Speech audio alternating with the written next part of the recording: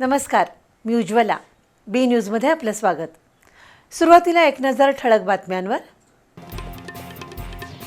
पतसंस्थांमधील ठेवींना 5 लाख रुपयांचं विमा संरक्षण मिळावं.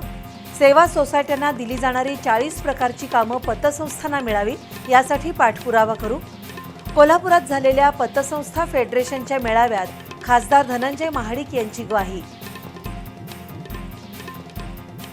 2 दिवस झालेल्या जोरदार पावसामुळे जयंती नाल्यातील कचरा गेला पंचगंगा नदीत. राजाराम बंधाऱ्याजवळ साचलाय शेकडो टन कचऱ्याचा खच.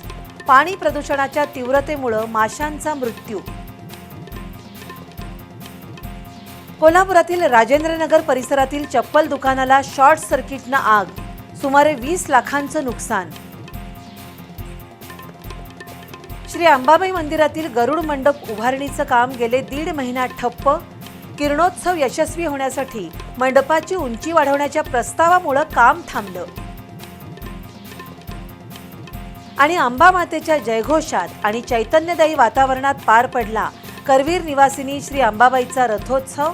नयनरम्य आतषबाजी, रंगावली आणि फुलांच्या पायघड्यांनी सजला नगर प्रदक्षिणेचा मार्ग.